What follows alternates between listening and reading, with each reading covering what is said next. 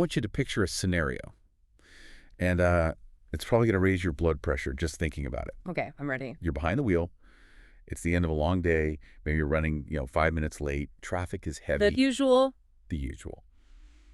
And you see this tiny questionable gap in the lane next to you. You make a split-second decision. You gun it, swerve over. Oh, I know this move. And you force the guy behind you to just slam on his brakes. You made it. You saved, 4 seconds? But you also just set off a chain reaction. Exactly. You feel that tension, right? We've all been there. Either as the person swerving or the one hitting the brakes. But here's the thing. The sources we're looking at today suggest that this isn't just an isolated moment of annoyance. That one decision sets a literal ripple effect in motion. It travels back through traffic. For miles. It changes the physics of the road, and it changes the psychology of every single driver around you. It creates a legacy for that commute. A legacy. I like that. So today on the deep dive, we are unpacking this concept of driving karma. And before you roll your eyes... I think we're going to get all mystical. Right. Burn some sage or talk about the universe's energy. Just stick with us. Please do. Because the research we have in front of us, it isn't mystical at all. It's mechanical. Mechanical how? It frames this karma as a system of immediate cause and effect. It presents the idea that how you drive is a direct input that shapes the road environment you have to survive in. That's what really hooked me. Yes. The source material frames being polite not as some moral virtue, but as a survival strategy. Yeah. It's basically game theory for the highway. Yeah. So our mission today is to explore how your individual choices, good or bad, shape the chaos of the road. The specific habits that ensure your survival, and whether you can actually control the behavior of the people around you. It's really a study in reciprocity. We tend to view traffic as this external force, like the weather. Oh, traffic is bad today. Exactly. But this deep dive suggests that traffic is actually something we are actively co-creating in real time. So let's start with a definition then. When the sources talk about driving karma, they're not talking about getting a flat tire 3 years from now because you cut someone off today. No. It's much more immediate than that. Right. The source defines driving karma as the concept that how you interact with other road users directly influences the behavior you get back. So reciprocity. It's all about reciprocity. If you treat the road like a battlefield, the other drivers become your combatants. Input equals output. Precisely. Think about that scenario you started with. You cut someone off. You have now just injected aggression into the system. Okay. That driver is now flooded with adrenaline, cortisol. They're likely to drive more aggressively for the next 10 minutes. So they might tailgate you. Or cut someone else off to, regain their position. And the source mentions that's how road rage starts. It's not usually one person just snapping out of nowhere. It's a buildup. Right. It's a feedback loop of danger. Yeah. But, and this is the key, the source argues the inverse is also true. Courtesy influences others to react calmly. It acts as a kind of cooling agent for the whole system. There was a question in the notes that really made me stop and think. It asked, what happens when you cut someone off and then 2 minutes later you hit unexpected traffic? That is the moment of vulnerability. It really is. You've just been aggressive. You've signaled you don't care about their safety. Yeah. And now you are completely stuck. And that person is 3 feet from your rear bumper. Yeah. And that animosity doesn't just vanish. You've created an adversary. The research suggests that patience is actually a strategic move to avoid exactly that. It's not just a moral victory to let someone in. It's a tactical decision. You are keeping the temperature of the road environment low. You want the people around you to be calm, not, plotting revenge. But I have to play devil's advocate here for a second. I know what people are thinking. Do people actually notice? If I'm the one nice guy letting people merge, does anyone even register that, or am I just being a doormat? That is the common skepticism, yeah. But the sources are surprisingly firm on this. Yes. Other drivers do notice. Why, though? The reason comes down to one word: contrast. Contrast. Think about the baseline of modern driving. It's hectic, it's fast, it's often aggressive or distracted. So when you do something deliberately courteous like backing off to let someone merge, it stands out. It's an anomaly.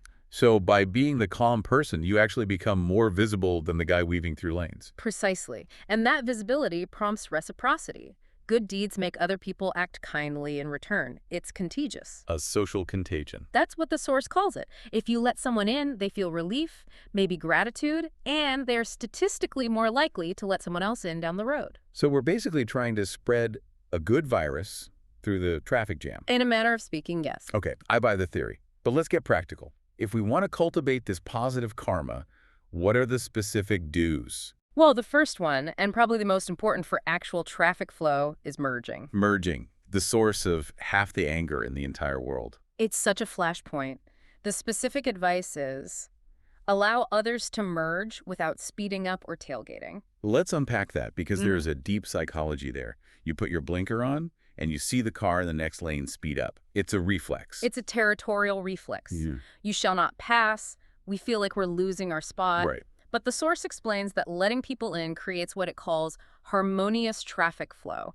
When you speed up to block someone, you create a braking wave. A braking wave. Yeah. The person merging has to brake. You brake. The person behind you brakes even harder. You are literally creating the traffic jam you think you're avoiding. It's the zipper merge concept. Exactly. And there's a specific communication part of this that the source highlights. The thank you wave. Or the hazard light flash. I love that. Yes. The double flash. That is a critical part of the feedback loop. It's not just polite, it's data. It tells the other driver, I see you, we are cooperating. When I let a trucker in and I get that flash, I feel like, yeah, we're pros out here. It reinforces the good behavior. But speaking of truckers, we have to talk about other road users. The source is very heavy on protecting vulnerable users. This seemed like a huge part of the karma definition. It's not just car to car. No, it's about pedestrians, cyclists, motorcyclists. The requirement is to yield at crosswalks, obviously, but it goes deeper. Into the physics of it. All right. Respecting cyclists by giving them ample space because the consequences are so asymmetrical. If I bump another car, we trade insurance info. If I crowd a cyclist and they wobble. It's a life-altering tragedy. The source emphasizes that driving karma is about recognizing your power. You are in a 2-ton metal box. You have a responsibility to create a buffer for people who aren't. And that applies to the big guys too, right? Trucks and buses. Yes, but for the opposite reason. They need extra room to maneuver because they physically can't stop or turn like you can. So it's self-preservation. Absolutely. You do not want to be in their blind spot. A lot of this just comes down to communication. And turn signals, which feel like they've become optional for a lot of people. And that's a major failure of karma. The source says use them early. It's about information transfer. You're broadcasting your intentions to the network. Be predictable. That phrase really stood out to me. That's the golden rule. Be predictable. No sudden stops, no drifting. If you're predictable, the drivers around you can actually relax a little. And if you're erratic, everyone tenses up. And that tension leads to mistakes. Okay, so those are the do's. Let's flip it. Let's talk about the don'ts. The things that generate the bad karma. Well, the headline here is aggression and space, and specifically tailgating. Ugh, tailgating is the worst. It feels so personal. And the analysis here is that it actively promotes frustration and retaliation. It's a pressure cooker. The driver in front feels threatened, so they might slow down just to annoy you. Or brake check you. Which is incredibly dangerous. And practically speaking, you've just removed your own safety margin. You're in their trunk if they tap the brakes. It's high risk, low reward. You're not getting there any faster. And then there's the cutting off move we started with. It's basically telling everyone, my time is more important than your life. That is exactly the message it sends. But there's another category of don'ts that's less about aggression and more about negligence. Distraction. Distraction. Oh, the list in the source was painfully relatable. Phones, obviously. But also eating, grooming, messing with the radio. We all think we're great multitaskers. I can eat this and drive, it's fine. But the source calls it inattention blindness. You might be looking at the road, but your brain isn't actually processing the risks. So you become a hazard. You become an obstacle. You drift. You miss a green light. And that just creates animosity from everyone behind you. It generates bad vibes instantly. And finally, the source treats basic traffic violations, speeding, running red lights, as bad karma generators. And this is interesting. It describes them not just as illegal, but as creating a stressful and unsafe driving environment. That phrase, stressful environment, feels key. It is. When you blow a red light, you are injecting stress into the system. You're making everyone else clutch their steering wheel a little tighter. That stress just ripples out. So, we know the rules. Yeah. But let's be real, we're human. We all mess up. I've definitely cut someone off by accident. What does the source say about fixing bad karma in the moment? This is where the psychology of de-escalation comes in. The The source is very realistic. It knows we make mistakes. The fix is surprisingly simple. Acknowledge it. The oops wave. The oops wave. Yeah. A little wave, a nod, mouthing, I'm sorry. It's amazing how much that works. If someone cuts me off but gives me that wave, my anger drops by like 90%. Instantly. It turns a conflict into a misunderstanding. It humanizes you. Without the wave, you're a faceless machine. With it, you're a person who made a mistake. Now, what about when the shoe is on the other foot? When we're dealing with, say, a slow driver or a student driver sticker? The advice is explicit. Radical patience. Do not honk. Do not show frustration. That is hard sometimes, especially when you're late. It's so hard, but think about the mechanics of it. Honking at a learner driver doesn't make them drive better. No, it makes them panic. It makes them panic, maybe stall. You're creating a bottleneck. By trying to rush them, you're actually slowing yourself down. Wow. And this ties into emotional regulation. The source notes that refusing to engage in aggressive behavior protects you. Refusing to engage. I like that. It's like taking the high road, literally. If someone is raging at you, tailgating, screaming, if you just stay composed, you break the cycle, you stop the ripple effect right there. You act as a fire break. Okay, so we've covered the how and the what, but I want to drill down on the why. Why should I care? If I'm stressed and in a rush, why shouldn't I just look out for number one? Well, the source argues that looking out for number one is practicing good driving karma. It appeals directly to your own self-interest. How so? First, stress. Driving considerately actually lowers your own stress levels. That makes sense. Driving aggressively is exhausting. You're constantly braking hard, accelerating hard. It's a workout.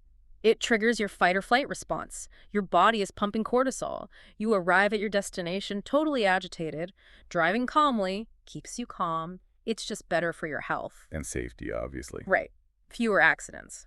But there's a bigger picture here I found really compelling. Reputation and influence. This part surprised me. The idea of being a role model on the road. Think about your daily commute. You probably see the same cars every day if you leave at the same time. That's true. I definitely recognize cars. Yeah. There's red truck guy, stickers on the bumper lady. Exactly. You are building a reputation.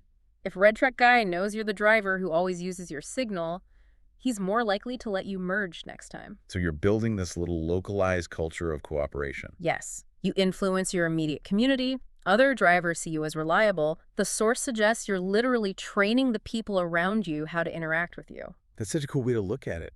You're not just a passive participant. You're an influencer. In the truest sense of the word, you are influencing the safety and the mood of everyone on that stretch of highway. So what does this all mean for us the next time we get in the car? It means we need to shift our perspective. Stop thinking of driving as a solo mission. It is a community activity. Every choice, to signal, to yield, to wait, has a consequence. We hold the power to change the vibe of the road. We can contribute to a positive driving culture just by taking a breath and letting that car in. And it comes back to control. You can't control the traffic jam, but you can control your contribution to it. You can choose to be the ripple of calm rather than the ripple of chaos. I love that. So here's a final thought to leave you with. It's something implied by the sources that I think is really worth chewing on. What's that? If driving karma is truly about reciprocity, if what goes around really does come around immediately, then we'll have to ask a hard question. Okay. Are the frustrations you face on the road actually a reflection of the energy you're putting out there? That is a tough question to look in the mirror and answer. It is. But maybe the next time you think everyone else is driving like a maniac, just take a quick check of your own karma. Drive safe, everyone. Safe travels. Please like, subscribe, and get notified.